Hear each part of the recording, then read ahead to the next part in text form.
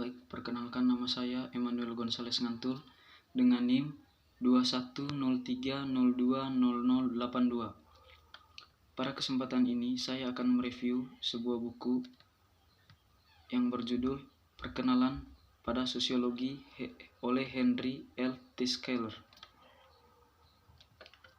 Baik, langsung saja ke bab 1, perspektif sosiologi. Sosiologi sebagai sudut pandang sosiologi adalah studi scientifici pada masyarakat dan interaksi sosial.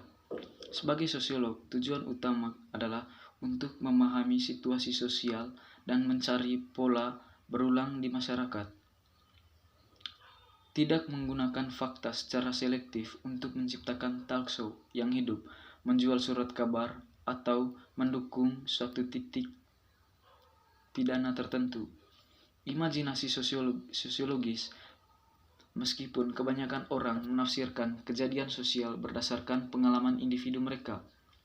Sosiolog melangkah mundur dan melihat masyarakat lebih sebagai orang luar daripada yang terlibat secara pribadi dan mungkin bias peserta. Misalnya, meski kita berasumsi bahwa kebanyakan orang di Amerika Serikat, sosiolog dan sosiologi sains umumnya digambarkan sebagai salah satu ilmu sosial. Ilmu pengetahuan mengacu pada tubuh pengetahuan yang diatur secara sistematis, yang menunjukkan pengoperasian hukum umum. Sosiologi juga menggunakan metode penyelidikan umum yang sama, yang digunakan dalam satu ilmu pengetahuan alam. Seperti ilmuwan alam, sosiolog menggunakan metode scientifici, sebuah proses di mana tubuh pengetahuan ilmiah dibangun melalui observasi, eksperimen, generalisasi, dan verification, koleksi data, aspek penting. Yang kedua, melakukan sosiologi. Proses penelitian, bagaimana Anda harus melakukan studi penelitian? Setelah membaca bab 1, perspektif sosiologi, Anda tahu tidak untuk mendekati sebuah studi dan menarik kesimpulan atas dasar pengalaman dan persepsi pribadi Anda. Sebaiknya Anda harus mendekati studi scientifically. Untuk mendekati studi scientifically, ingat bahwa sains memiliki dua tujuan utama. Yang pertama, untuk menggambarkan secara rinci karakteristik dan kejadian khusus. Dan yang kedua, untuk mengusulkan dan menguji teori yang membantu kita memahami karakteristik dan kejadian ini. Objektivitas dalam penelitian sosiologis. Max Weber percaya bahwa ilmuwan sosial harus menjelaskan apa yang ada daripada meresepkan dan harus menjelaskan tujuan pendekatan bebas nilai untuk sosiologi. Makin banyak sosiologi saat ini, bagaimanapun, mengakui bahwa penelitian bebas nilai tidak mungkin dilakukan. Yang berikut, budaya. Kita akan mendefinisikan budaya sebagai semua yang dipelajari manusia untuk dilakukan, digunakan, diproduksi, diketahui, dan dipercayai ketika mereka tumbuh bawah dewasa dan menjalani kehidupan mereka dalam kelompok sosial tempat mereka berasal. Budaya dasarnya adalah cetak biru untuk hidup dalam masyarakat tertentu. Dalam pidato umum, orang sering merujuk pada orang yang berbudaya. Sebagai seorang yang memiliki minat pada seni, sastra atau musik, menunjukkan bahwa individu tersebut memiliki selera gaya atau operasi estetika yang sangat berkembang terhadap hal-hal yang lebih baik. Yang berikut, interaksi sosial.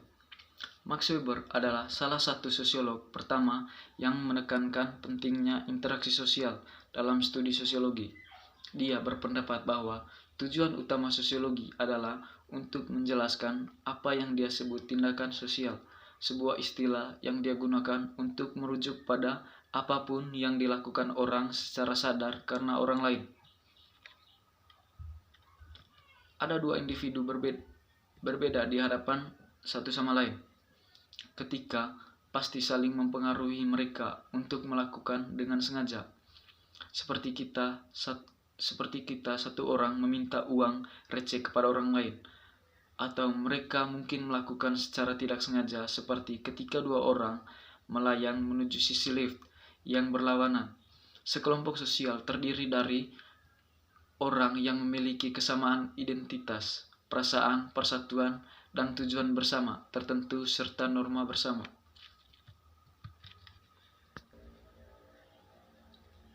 Sosiolog membedakan antara kelompok primer yang melibatkan keintiman informalitas dan investasi emosional satu sama lain, dan kelompok sekunder yang memiliki tujuan khusus, organisasi formal yang lebih dan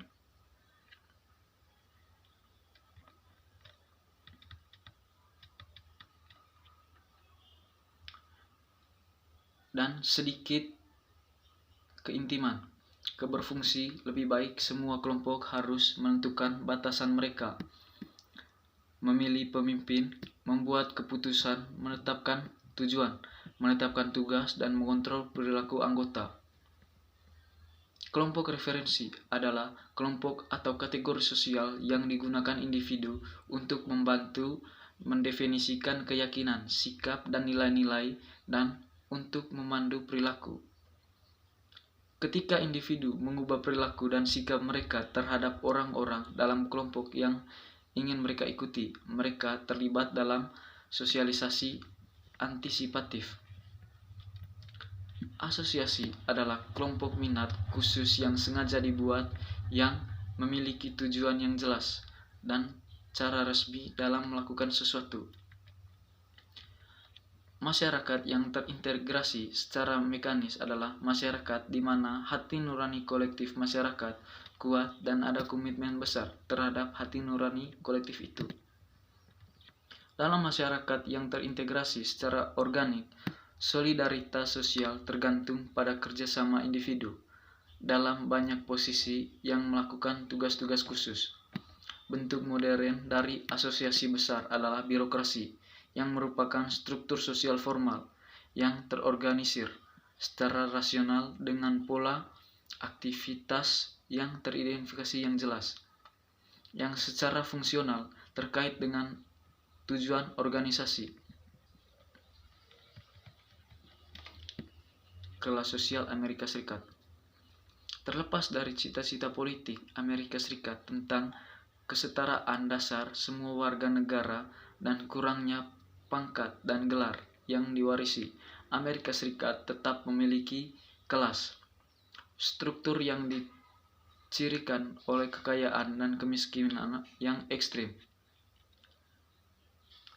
Perbedaan kelas ada di Amerika Serikat berdasarkan ras, pendidikan, nama keluarga, pilihan karir, atau kekayaan. Stratifikasi sosial telah menunjukkan bahwa kelas sosial mempengaruhi banyak aspek kehidupan masyarakat. Misalnya, orang-orang kelas bawah lebih sering sakit dan memiliki tingkat kematian bayi yang lebih tinggi, harapan hidup yang lebih pendek, dan keluarga yang lebih besar. Orang miskin lebih mungkin ditangkap, didakwa melakukan kejahatan, dihukum, dan dijatuhi hukuman penjara dan kemungkinan akan mendapatkan hukuman penjara yang lebih lama daripada penjahat kelas menengah dan atas. Teori stratifikasi fungsionalis seperti yang dikemukakan oleh Davis dan Moore menyatakan bahwa stratifikasi secara sosial diperlukan. Mereka berpendapat bahwa posisi yang berbeda dalam masyarakat membuat berbagai tingkat kontribusi terhadap kesejahteraan dan pelestarian masyarakat. Mengisi posisi yang lebih kompleks dan penting dalam masyarakat seringkali membutuhkan bakat yang langka dan memiliki masa pelatihan yang panjang. Memberikan penghargaan yang tidak setara memastikan bahwa individu yang paling berbakat dan paling terlatih akan mengisi status sebagai yang terhebat.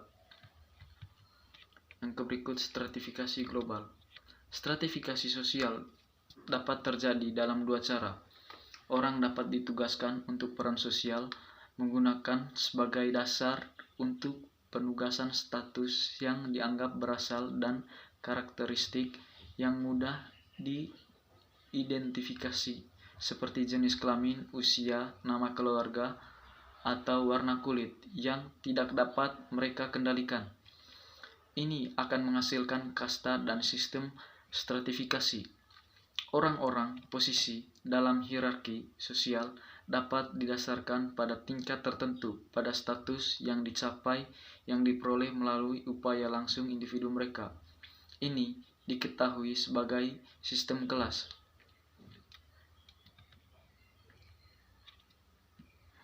Teori modernisasi berasumsi bahwa perbedaan ekonomi antara negara disebabkan oleh perbedaan teknologi dan budaya. Menurut teori ini, modernitas tergantung pada negara yang memiliki lingkungan budaya yang menyambut inovasi dan memungkinkan kemajuan teknologi untuk memasukkan ke dalam masyarakat itu. Ikatan yang kuat dengan tradisi agama atau sejarah dipandang sebagai hambatan terbesar bagi modernisasi. Baik, itu saja penjelasan materi dari saya. Sekian dan terima kasih.